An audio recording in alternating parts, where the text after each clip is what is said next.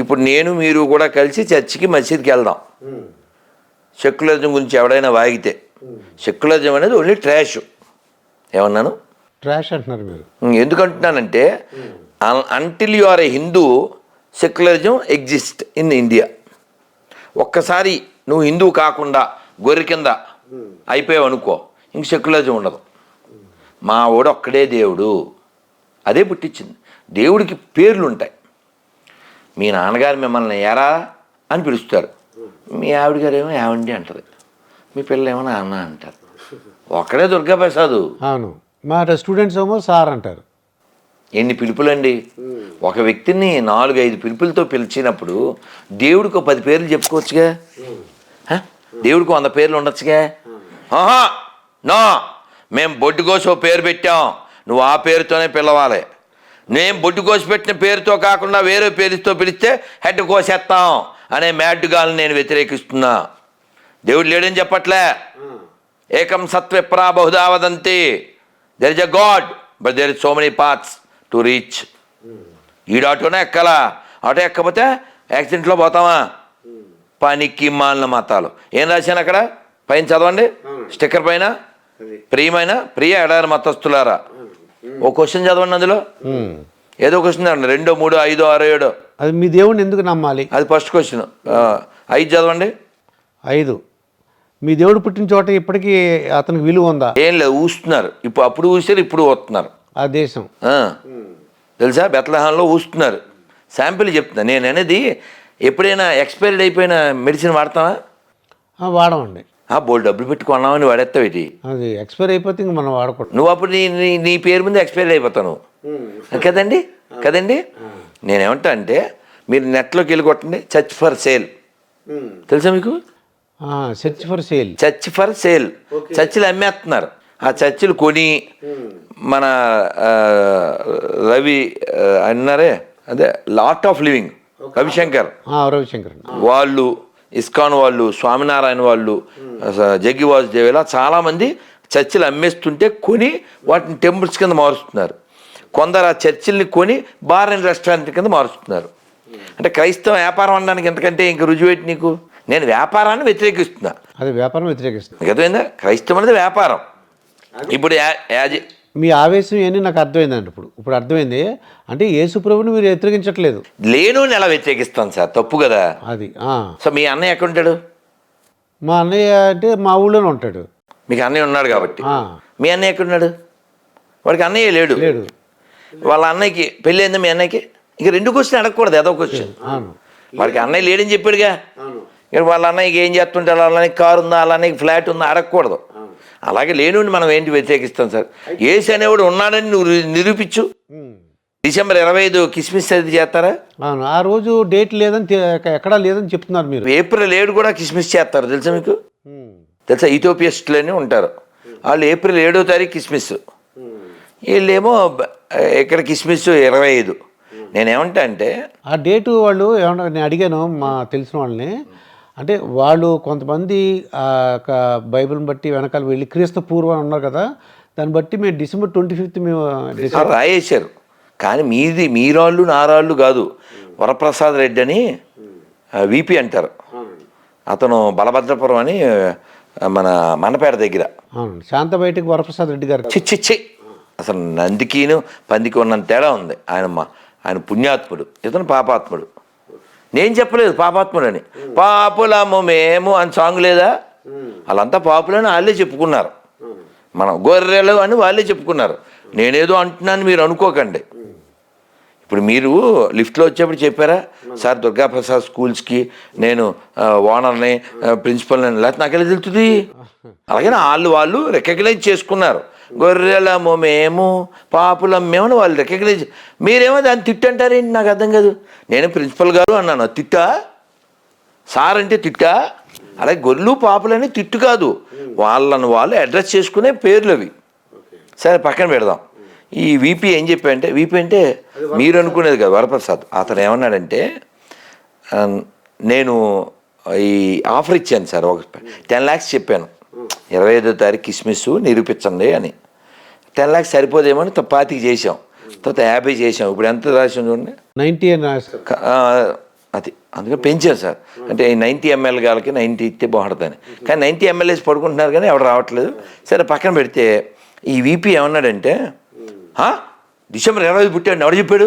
Bible చెప్పిందా? క్రైస్తవులు చెప్పారా? ఆ నెలలో పుట్టాడు. అంటే డిసెంబర్ 1 నుంచి 30 దాకా పుట్టాడు. డిసెంబర్ 1వ తారీఖున వేలు బయట పెట్టాడు. డిసెంబర్ 7వ తారీఖున కాలు బయట పెట్టాడు. డిసెంబర్ 11వ తారీఖున ఇంకో 3వ కాలు బయట, ఇలా ఏదో. అంటే ఇప్పుడు నేనేమంటా అంటే వాళ్ళ అన్నయ్య లేడు కదా సార్. అవును, వాళ్ళ అన్నయ్య ఏం చేస్తాడని క్వశ్చన్ వేయకూడదు నువ్వు. వేయకూడదు. వాడికి ఏం కారు ఉంది, లేకపోతే ఆడి ఫ్లాట్ ఉందా, ఆడి పిల్ల ఎంత, వాళ్ళ అన్నయ్య లేడని చెప్పి ఆడి గురించి డిస్కషన్ ఏంటి? అలా అసలు వాడు పుట్టలేదు అని అన్నాక ఇంకా బర్త్డే ఏంటి? దానికి మళ్ళీ మన రాష్ట్ర గొర్రెలు వెళ్ళడం ఏంటి? మళ్ళీ ఈ గొర్రెలకి బాప్టిజం అవడానికి కృష్ణానది ఘాటు కట్టడం ఏంటి తెలుసా మీకు? విజయవాడ గొల్లపూడిలో ఘాటు కట్టారు. ఏదో మన డబ్బులతోనే, మన గుళ్ళో డబ్బులతో. పోరంబోకు పాస్టర్లకి జీతాలు ఇస్తావా?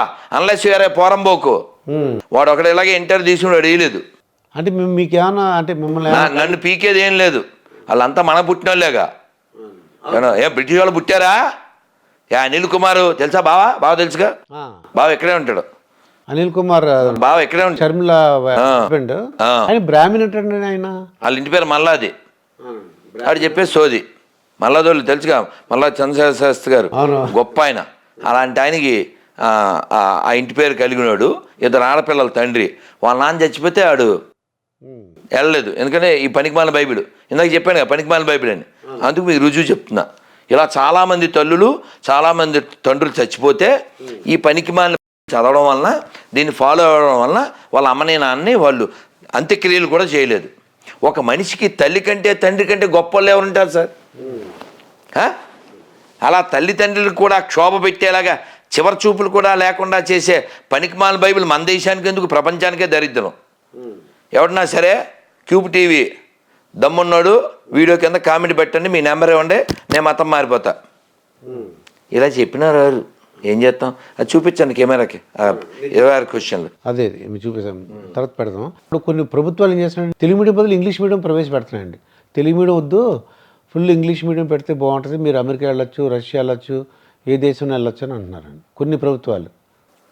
అది ఏ ప్రభుత్వం అయినా ఫస్ట్ ప్రయారిటీ, మొట్టమొదటి లక్ష్యం, మొట్టమొదటి గౌరవం ఎవరికి ఇవ్వాలి? అమ్మకి ఇవ్వాలి, మాతృభాష. ఇప్పుడు కళ్ళజోడు మీరు వాడుతున్నారా? నేను కూడా వాడుతున్నాను సార్. అంటే బంగారు కళ్ళజోడు ఉందని కళ్ళు పీకేద్దామా? అమ్మ కళ్ళు ఉంటే కదా మనం స్పెట్స్ పెట్టుకోగలం. పోనీ మీకు ఇంకోలా చెప్తాను, బంగారు పిడి ఉంది, కోసుకుంటారా? ముక్కో పేకో? అమ్మో, బంగారు పిడిని కోసుకోరుగా. అది అది ఆ టైప్ అన్నమాట. కళ్ళజోడు పెట్టుకుంటే మంచిదే, కళ్ళు పీకేసే కళ్ళజోడు ఎందుకు సార్? అంటే కళ్ళజోడు కావాల్సినప్పుడు కళ్ళజోడు కావాలి, లేనప్పుడు కళ్ళు అంటే మాతృభాష ఉండాలి. ఎక్స్ట్రాగా నేర్చుకోవడానికి కావాలితే చెక్ చేసుకోండి, పరిశీలన చేయండి ప్రపంచాన్ని ఒకసారి. చైనాలో ఇంగ్లీష్ నేమ్ ప్రమోట్ చేయరే, జపాన్లో ఇంగ్లీష్ నేమ్ ప్రమోట్ చేయరే. ఇంగ్లీష్ వాడడం తప్పు కాదు, అసలు ఏ భాష వాడడం తప్పు కాదు. భాషలన్నీ సరస్వతి స్వరూపాలు, నేర్చుకోవచ్చు. అదే ఓ భాష అంటాం తప్పు. మనం ఎవరిని ఇప్పుడు మన పివి నరసింహరావు గారిని ఏమంటాం? బహుభాషా కోవిదుడు. 14 భాషలు వచ్చాయనికి. డబ్బుల మీద, రూపాయి నోటు మీద ఎన్ని ఉంటాయి, 5 భాషలు వచ్చాయనికి. భాష రావడం తప్పు కాదే, కానీ అదొకటే అనడం తప్పు. అమ్మకి అన్నం పెట్టడు, పెన్నమ్మకి సారి పెడతాడు వీడు. మీరు కావాలితే గమనించండి, సింహాచల శాస్త్రి గారిని, ఆయన కూడా ఇంటర్వ్యూ చేయండి, గుంటూరులో ఉంటారు. చాలా గొప్ప హరికథకులు. మీ సెల్లో కొట్టండి సింహాచల శాస్త్రిని. ఆయన కోట సచ్చిదానంద శాస్త్రి కూడా వారు కలిసాం. అయితే వారు చెప్తారు ఈ అని నేర్చుకున్నటువంటి వాళ్ళందరూ అమ్మని నాన్నని ఓల్డేజ్ హోమ్లో వేయలేదు. ఏబిసిడి నేర్చుకున్న వాళ్ళ వల్లనే ఈ ఓల్డేజ్ హోమ్లు పెరిగినాయి, వచ్చినాయి. ఏంటి అర్థం ఏంటి? ఆ అంటే అమ్మ. ఫస్ట్ మొట్టమొదటి ఎవరని చెప్పావు? అంటే అమ్మ. అమ్మ. అది ఇంగ్లీష్లో ఏబిసిడి. ఏ అంటే ఏంటి? ఏంటి? యాపిల్ అంటాం మనం, అంటే తిండి. ఓకే. నీ తిండి నువ్వు చూసుకోవడం అంటే స్వార్థం కదా సార్. అది అమ్మని చూసుకోవాలి. ఆ మాతృదేవో భవ, అవును. ఆ అమ్మ. రెండోది ఏంటండి? రెండోది ఆ. అంటే ఆవు. అమ్మ తర్వాత అమ్మలా చూసుకోవాల్సింది ఎవరు? ఆవుని చూసుకోవాలి. గోశాల ఎన్ని కూడా మెయింటైన్ చేస్తున్నారండి. ఆవుని కాపాడితే ఆరోగ్యంగా ఉంటాం. అమ్మని కాపాడితే నువ్వు భూమి మీదకి వచ్చావంటే అమ్మ కదా కారణం కదా. అమ్మ లేకపోతే నువ్వు లేవుగా. కాబట్టి అమ్మని బాగా చూసుకోవాలి, ఆవుని బాగా చూసుకోవాలి. 2. మూడోది ఏంటి? ఈ అంటే ఇల్లు. ఇల్లు బాగుంటేనే కదా నువ్వు ఉంటావు ఇంట్లో, అవునా? ఈ వస్తుంది. ఈ ఏంటి? దీర్ఘం. దానికి ఏంటి చెప్పండి. చెప్పండి.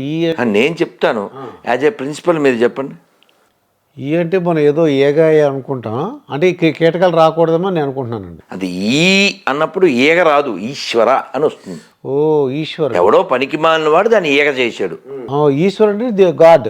మొత్తం మన తత్వం ఉంది. అమ్మని బాగా చూసుకో, అమ్మలాంటి ఆవుని బాగా చూసుకుని నీ ఆరోగ్యం బాగా చూసుకో, నీ కుటుంబాన్ని బాగా చూసుకో, ఈశ్వరుని చేరుకో. అంతే ఫిలాసఫీ. అంతే.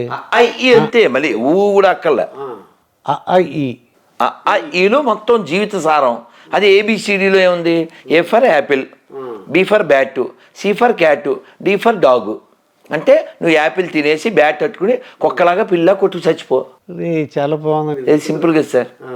సొసైటీకి ఏం కావాలి? అమ్మని బాగా చూసుకునే కొడుకులు పిల్లలు కావాలి.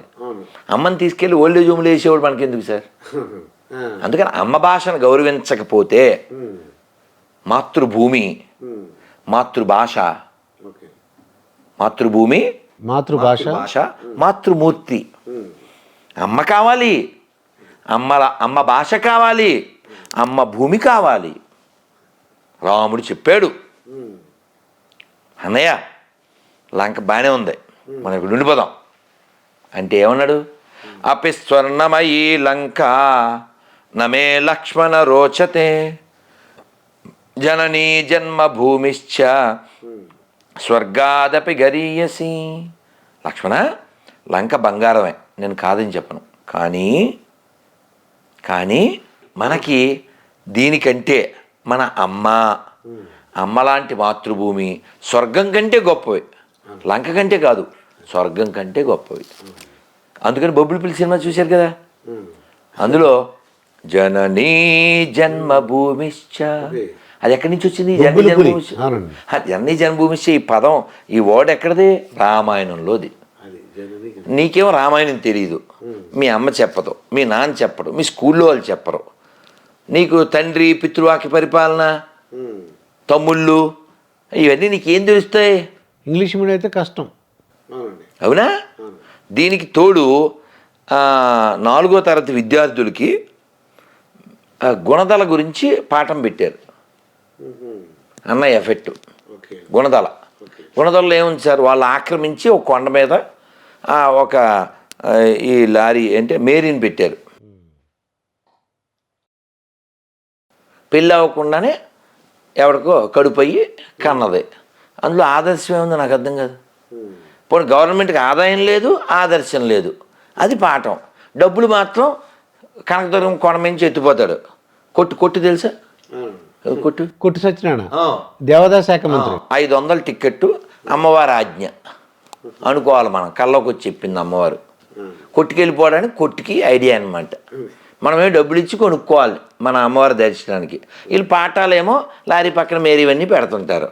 ఇప్పుడు ఆపరేషన్ లేకుండానే మోకాళ్లకు ప్లాస్మా ట్రీట్మెంట్. మీ ఆర్థోపెటిక్ సమస్యలన్నిటికీ రోబోటిక్ టెక్నాలజీ ద్వారా తక్కువ ఖర్చుతో శాశ్వత పరిష్కారం. Free consultation. ప్రతి ట్రీట్మెంట్ పై 20% డిస్కౌంట్.